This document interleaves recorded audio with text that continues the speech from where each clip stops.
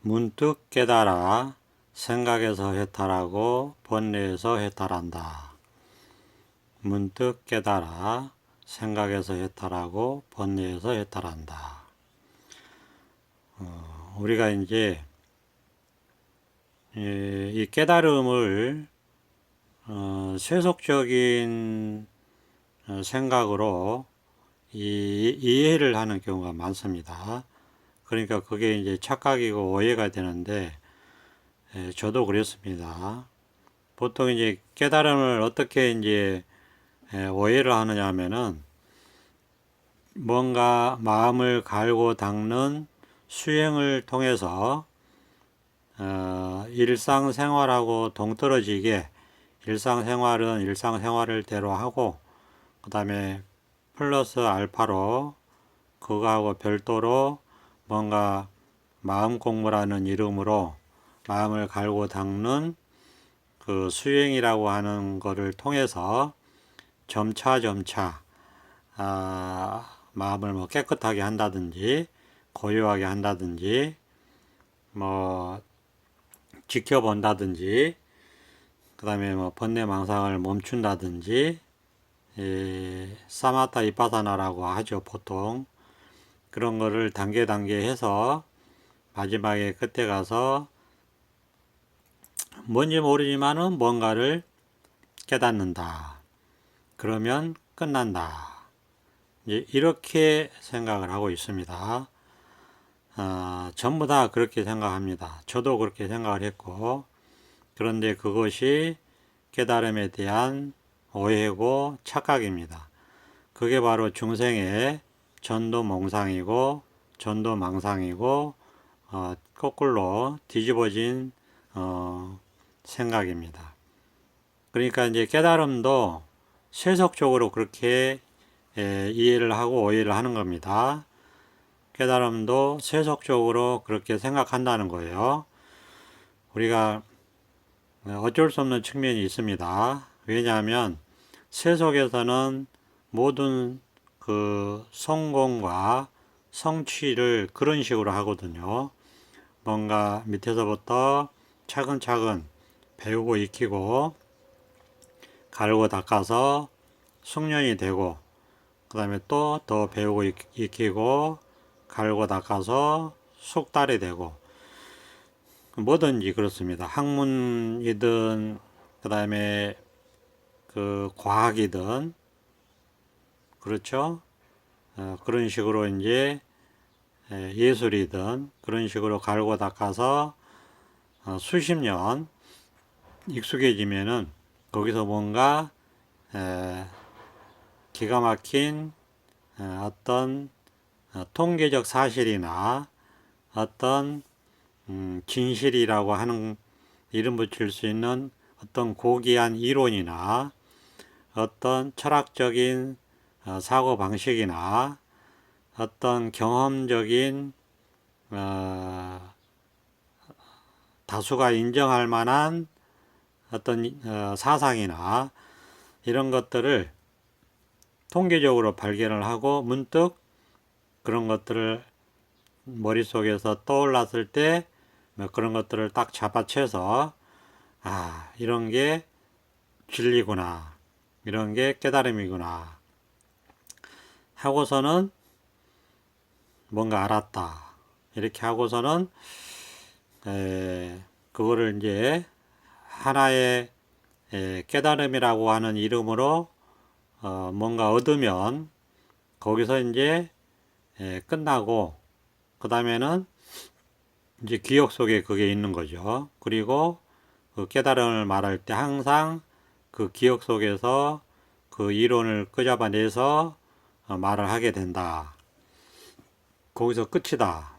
이런 식으로 뭐를 한다는 거죠? 생각을 한다는 거예요. 생각을. 이런 식의 생각을 해서 이런 식의 깨달음으로 정의를 한다는 겁니다. 이런 것이 깨달음이다 라고 정의를 하고 그렇게 생각을 해버리고 그렇게 믿어버린다는 겁니다. 그런데 그것이 바로 전도몽상이다. 중생의 뒤집어진 생각이고 뒤집어진 허망한 꿈 같은 스토리다. 이런 얘기입니다. 그게 바로 중생세계의 문법이에요. 중생세계의 그 어떤 목표나 과제를 이루는 문법이고 과정이고 절차다. 그게 그러니까 이제 전도몽상입니다. 깨달음에 대해서 완전히 거꾸로 생각하고 그 생각을 그냥 까닭 없이 믿어버린다. 그게 잘못된 겁니다. 실제는 어떠한가? 실제는 그런 게 아니고 이제 어쨌든 마음 공부에 관심을 갖고 이제 뭐 좌충우돌을 하는 것은 그럴 수 있습니다. 마음 공부를 이제 하겠다. 그래서 이제 좌충우돌을 합니다. 교리를 기본적으로 배울 수도 있고 불교 교리를 배우고 익힐 수도 있습니다. 그 다음에 수행이라는 이름으로 뭔가를 마음 닦는 일을 할 수도 있어요. 이것저것 할 수도 있습니다. 그런데 이제 그렇게 하는 과정에서 주변을 보든지 아니면 경전을 보든지 아니면 조사 어록을 보든지 이렇게 보면은 통계적으로 수행을 해서는 20년, 30년, 40년 수행만 하다가 끝나는 거지 깨달음은 없고 해탈은 없다라는 거를 통계적으로 이렇게 주변에서도 겪을 수 있어요. 그걸 전문 학자들이 통계조사를 통해서 몇 명을 추적조사했더니 수행한 사람은 결국 수행으로 끝나고 수행자로서 벗어나지 못하고 깨달아야 된다. 깨달음은 수행과 방향이 반대다. 이런 통계조사를 한 게 없잖아요. 그죠? 그렇지만은 주변에 우리가 이 마음 공부를 한다고 좌충우돌 하면서 소위 이 도판을 돌아다니다 보면 알 수 있습니다. 그 수행자와 깨달은 자가 어떻게 다르고 수행과 깨달음이 어떻게 다른지 그걸 좀 감지를 할 수 있어요. 그 수행은 우리가 생각하는 수행은 세속적인 겁니다. 그러니까 뭔가 얻어야 되잖아. 수행은 뭔가를 얻잖아요. 그죠? 근데 깨달음은 얻는 게 없다. 그게 결정적인 차이예요. 수행은 뭔가를 함으로써 인과법에 따라서 뭐 외도의 신통을 얻는다든지 하여튼 뭔가를 얻어요. 뭐 장좌 불화를 한다든지 아니면 뭐 잠을 뭐 잘 안 자도 된다든지 아니면 뭔가 외도의 그 특별한 능력을 갖춘다든지 그런 겁니다. 이 깨달음은 반대예요. 있던 것도 없어지고 얻은 것도 사라지고 갖출 게 없어요. 그리고 얻는 게 아니고 원래 있는 거를 확인하는 것 뿐이에요. 원래 있는 거를 확인한다. 그러니까 전혀 반대예요. 반대. 그러니까 세속적인 삶을 수십 년을 살다 보니까 깨달음도 세속적으로 생각해서 엉뚱하게 잘못 생각하고 있다. 그러면 진정으로 옳은 깨달음, 진정으로 옳은 마음 공부라는 건 뭐냐? 그렇게 좌충우돌로 수행을 하다 보니까 문득 이 직지법문을 만나는 거예요. 깨달음이 뭐냐 했더니 수행하는 게 아니고 그냥 이거다. 깨달음이 뭐냐? 말로 할 수 없고 생각할 수 없고 불가사의다. 그냥 이거다. 수행하는 게 아니고 그냥 이거에 문득 언하대오한다. 말 한마디 듣고 문득 깨닫는다. 이런 얘기를 한단 말이에요. 그럼 이런 얘기를 들으면 그 발심이 되어 있는 분들은 바로 신심이 납니다. 그렇지. 깨달음이라는 게 우리가 그 교리에서도 원래 깨달아 있다. 중생이 곧 부처다. 이런 얘기를 하잖아요. 중생이 곧 부처인데 다만 그거를 모르고 있을 뿐이다. 왜? 분별 망상에 집착해서 그 깨달음을 가리고 있을 뿐이다. 그 부처님이 성도하고 첫 일성이 그거잖아요. 기이하구나. 일체 중생이 모두 부처의 불성을 다 갖추고 있는데, 부처님의 성품을 다 갖추고 있는데, 분별망상에 집착해서 구름에 가려서 그거를 깨닫지 못하고 있구나. 이게 첫마디였단 말이에요. 깨닫고 나서. 부처님이 뭔가 없던 걸 얻은 게 아니란 말이에요. 그냥 중생한테 다 갖춰져 있는 거를 깨달았을 뿐이다. 그냥 이거예요. 그러니까 그냥 이거. 그리고 우리가 부처님의 그 깨달음도 보면은 가진 그 선정 수행도 하고, 그죠? 선정의 마지막 단계인 비상, 비비상 처정까지 갔단 말이에요. 그런데 그게 자기 스승의 경지까지 같이 가서 이제는 더 이상 할 게 없다. 더 이상의 선정은 없으니까 나랑 같이 후학을 가르치자 했는데 부처님은 이게 진정한 깨달음이 아니라고 했어요. 왜? 선정에 들었을 때는 번뇌가 없는데 선정에 나왔을 때는 번뇌가 있잖아요. 들고 남이 있어서 이거는 제대로 된 게 아니다라고 나왔어요. 그래서 고행 쪽으로 갔어요. 고행을 했죠. 거의 죽기 직전까지 했어요. 5년 동안.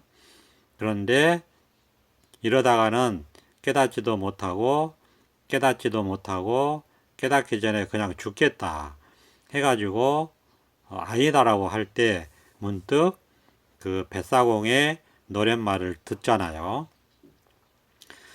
그 검은 고추를 너무 팽팽하게 당기면 끊어져서 못 쓰고 너무 느슨하면 소리가 안 나서 못 쓰고 적절하게 중도, 그렇죠? 여기서 이제 중도라는 말이 나오죠. 적당히 긴장을 유지하면서도 적당히 해야 된다. 그러니까 이제 부처님이 생각하기에도 이건 아니다 싶어서 고행도 포기하고 그러면 이제 그 수자타 소녀의 우유죽을 먹고 기운을 차리고 이제는 선정도 아니고 고행도 아니고 이것도 아니고 저것도 아니고 어떻게도 할 수 없는 상황에 봉착했다. 우리 식으로 얘기하면 은산철벽에 갇혔다. 금강권 율국봉에 갇혔다. 이렇게 얘기할 수 있어요. 그 상황이. 부처님의 그 상황이 딱 은산철벽에 갇힌 거잖아요. 그렇다고 다시 왕자 시절로 집으로 돌아갈 수도 없고 더 이상 고행을 할 수도 없고 선정 수행을 할 수도 없고 그러니까 수행은 더 이상 할 수가 없으니까 저절로 포기되고 어떻게도 할 수 없는 상황에 갇힌 겁니다. 이게 깨달음의 본질이에요. 깨닫기 전의 상황의 본질이다 이거예요.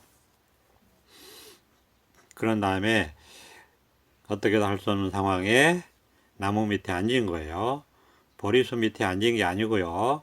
그냥 나무 밑에 앉은 거예요. 흔한 나무 밑에 앉은 거예요. 그러다가 새벽별이 뜨는 걸 보고 문득 확인한 거예요. 우리처럼. 우리의 깨달음이 딱 부처님의 깨달음하고 같은 겁니다. 문득 확인한 겁니다. 자기도 모르게 문득 이 자리를 확인한 거예요. 또 반대로 얘기하면 이 자리가 그냥 드러난 거예요. 문득. 원래 있던 자리가 드러난 거죠. 문득 이 자리가 드러난 겁니다. 우리가 직시법문을 듣고 소위 견성 체험을 한다. 체험을 한다 하는 게 부처님의 이 체험, 부처님의 이 깨달음하고 똑같은 겁니다. 문득 자기도 모르게 은산철벽에 갇혔다가 이 직지법문을 듣고 아니면 이제 직지법문은 안 듣고 이제 그 전까지 듣다가 이제 또 일상생활 하다가 다른 일 하다가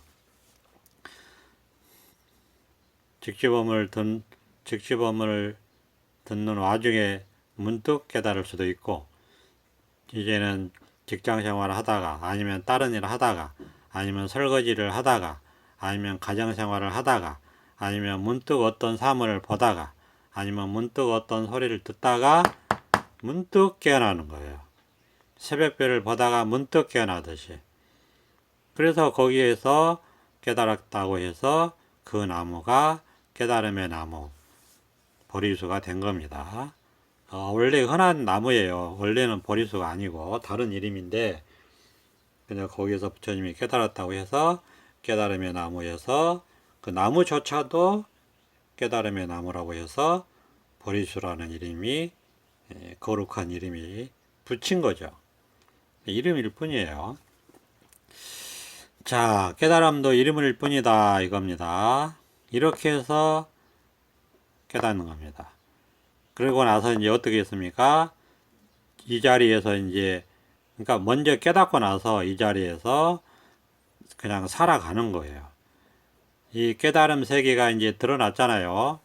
드러났으니까 이 자리에서 살아간다. 이 자리에서 살아가다 보면 뭐라고 할 것이 없어요, 이게. 뭐라고 할 것이 없어요. 그래서 공이라고 하는 방편이 나왔다. 그리고 앞뒤도 없고 주객관도 없고 그러니까 예를 들어서 나라고 하면 너가 생기는 거고 이것이라고 하면 저것이 생겨요. 이것이 없으면 저것도 없어요. 그 다음에 이것이라고 하는 게 사라지면 저것이라는 것도 사라져요.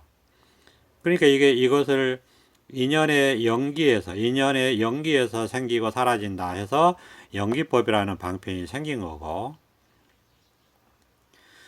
이 자리에 이제 깨달아서 살다 보니까 점점점 자기 생각의 갈등에서 풀려나요. 생각끼리 서로 투쟁을 하지 않아요. 생각끼리 서로 다투지 않아요. 점점점 생각에서 풀려나요. 그래서 이것을 생각으로부터 자유다. 이렇게 얘기하는 거고 그렇게 풀려나니까 해탈이다 라는 방편이 나온 겁니다. 근데 여기서 살다 보면 어쩔 때는 정말 이보다 더 좋을 수는 없다 이런 생각이 드니까 극락이라고 한 거예요. 그리고 세상에 이것만큼 복된 것이 없다라는 생각이 들어요. 살다 보면 1년이고 2년이고 3년이고 5년이고 10년이고 살다 보면 그런 생각이 그냥 저절로 들어요. 그러니까 지극한 복이다, 지복이다라는 말을 하는 거고 이제 여기는 깨달음의 나라죠. 그러니까 불국토라는 방편의 말도 여기서 하는 거고 여기 있다 보면 너무너무 이게 밝아요.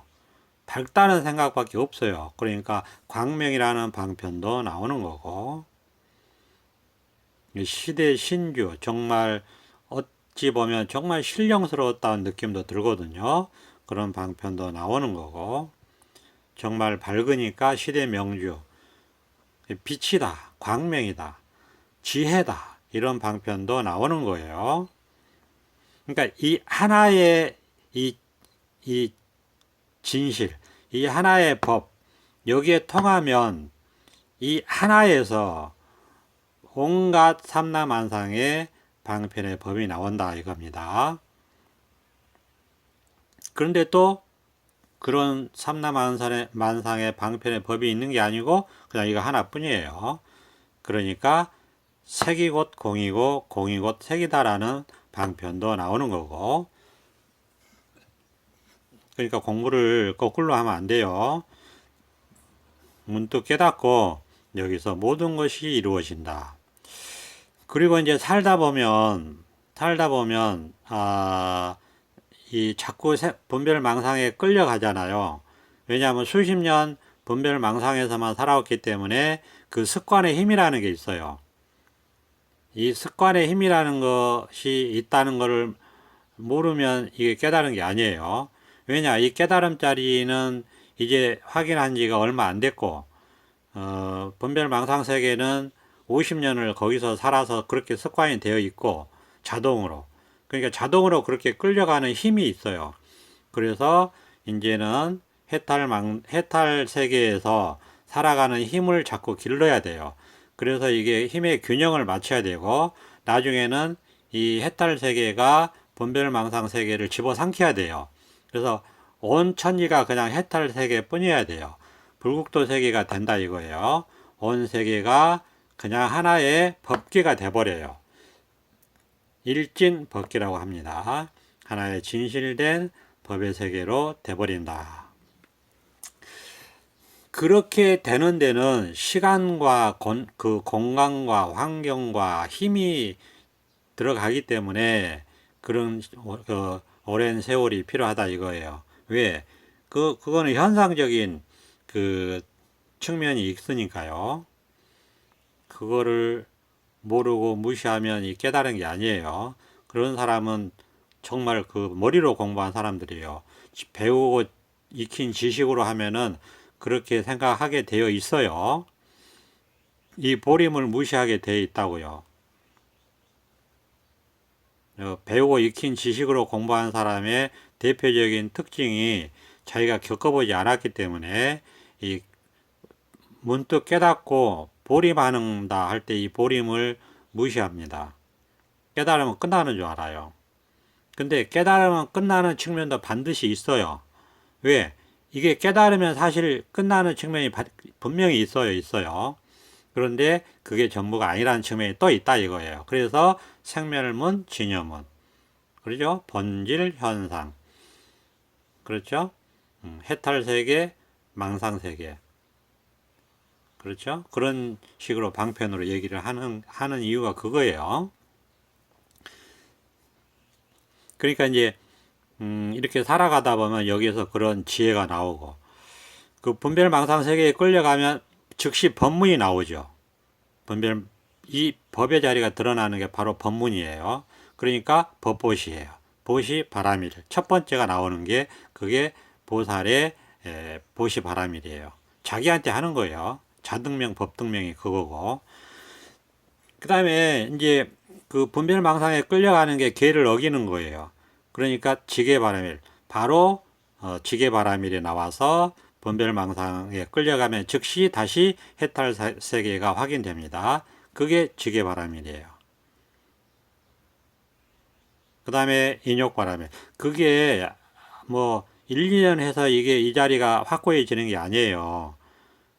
10년 이상 해야 돼요. 최소 10년 이상 해야 되니까 그 참고 견디는 세월이 10년이 얼마나 긴 세월입니까? 그러니까 인욕바라밀, 욕됨을 견딘다 이거예요. 분별망상에 빠지는 게 욕됨이에요. 그걸 참고 견디는 인욕의 세월이 10년 이상이 걸린다 최소. 그러니까 인욕바라밀이 자기 스스로에게 갖춰져서 드러나는 거예요. 이걸 즉시 확인하는 게 인욕바라밀이에요. 그러니까 그냥 하나야 하나. 하나를 수백 수천 가지 무수히 많은 방편의 말로 말한다. 이게 자기한테 와 닿아야 돼요. 그러면 끝이에요. 끝. 그러면 공부가 얼마나 재밌어요. 그 다음에 뭡니까? 선정바라밀. 이거 딱 확인하면 선정과 지혜가 갖춰져 있다고 하듯이 너무너무 고요해요. 이 자체가 선정이에요. 엄청나, 그러니까 말로 헤아릴 수 없는 깊이로 고요합니다. 고요 자체예요, 이게. 아무리 밖이 시끄러워도 이거 엄청 고요해요. 항상 언제나 그냥 저절로 생각 없이. 그러니까 당연히 선정바라밀이 보살의 육바라밀 속에 갖춰져서 이루어지는 겁니다. 그러니까 그렇게 말할 수 있어요. 이거 하나가 그렇게 말할 수 있다 이거예요. 그럼 뭐예요? 그 다음에 정진바라밀. 이 끝없이 해야 돼요. 죽을 때까지. 4대 육신이 흩어져서 지수화풍으로 흩어질 때까지 하는 겁니다. 그러니까 그냥 뭐 예를 들어서 깨달아가지고 뭐 일주일 만에 뭐 끝 이런 게 아니에요. 그 깨닫고 나서 바로 죽습니까? 깨닫고 나서 일주일이 있다가 죽어요. 한 달이 있다가 죽어요. 10년이 있다가 죽어요. 모르잖아요. 그러니까 죽을 때까지 깨닫고 나서 사는 삶이 곧 깨달음이고 삶이 곧 공부예요. 그러니까 해보면 알아. 해보면 말 필요 없어 사실은. 그죠? 문득 깨닫고 살아보면 이 자리에 살아보면 보살의 삶이 어떤 것이다. 말이 필요 없어요. 그렇지만 이제 말을 해야지 또 이렇게 이런 공부를 할 수 있고 또 이게 또 서로 도움이 되고 소통이 되고 또 우리가 분별망상에 워낙 습관이 들어 있기 때문에 거기서 벗어나는데 같이 이게 힘이 되거든요. 그래서 이런 말씀을 드리는 겁니다. 당연히 이런 법문을 해야 돼요. 자기 스스로 얘기도 하고 듣기도 하고 모임도 하고 소통도 하고 교류도 하고 법회에 참석도 하고 그러는 겁니다. 그러니까 이제 그렇게 하면은 지혜바라밀이 마지막이잖아요. 온 천지가 일심 법계로 법으로 다 뒤덮은다 이거예요. 법으로 다 뒤덮는 거예요. 그게 지혜바라밀이에요. 이게 항상 이게 깨달으면 광명의 비유를 합니다. 왜? 그냥 빛만 있는 것 같아요. 광명만 있는 것 같아. 그러니까 그렇게 얘기하는 거예요. 그러니까 분별을 벗어난 세계고 생각으로부터 해탈한 세계니까 그냥 이거라고 하는 거예요. 분별이 안 되기 때문에 뭐라고 할 수가 없으니까 뭐라고 못 하는데 공부를 하자니 한마디는 해야 될 것 같아서 원래 한마디도 필요 없어요. 왜? 분별 없는 세계라니까요. 생각이 없는 세계예요. 그냥 광명만 있어요. 이렇게 온천지에. 그러니까 생각이 없어도 모든 걸 다 합니다. 생각이 없어도 광명, 그러니까 말하자면 이제 대낮에 이렇게 사는 거랑 같으니까 그 모든 게 대낮에는 잘 보이잖아요. 그것처럼 비유하자면. 근데 생각 속에 사는 거는 깜깜한 밤에 촛불 하나 들고 사는 거랑 같아요. 그러니까 계속 촛불을 비춰야 돼. 이거 뭘 하려면. 즉 계속 생각을 해야 된다고. 예를 들어서 깜깜한 밤에는 시간이 촉박해가지고 깜깜한 밤에는 자꾸 촛불을 비춰서 뭘 봐야 되잖아요. 그게 생각 속의 삶이라고요. 근데 이게 깨달으면 온 천지 햇빛이 광명이 태양이 다 비치고 있으니까 촛불이 필요 없고 그냥 이렇게 보면 다 알잖아요. 생각이 필요 없다 이거예요. 그래서 생각에서 해탈하고 생각에서 해탈하니까 번뇌에서 해탈한다. 이렇게 말할 수 있어요. 생각을 벗어나고 번뇌를 벗어났기 때문에 더 이상 할 얘기가 없고 분별이 없기 때문에 아무 생각이 없어요. 그렇게 말할 수 없어요. 그런데 어쩔 수 없이 한마디 합니다. 그냥 이겁니다. 그냥 이거예요. 그냥 이게 전부고 끝입니다. 깨달아서 그냥 살면 저절로 지혜가 드러난다. 오늘은 여기까지 하겠습니다. 감사합니다. 보선합자.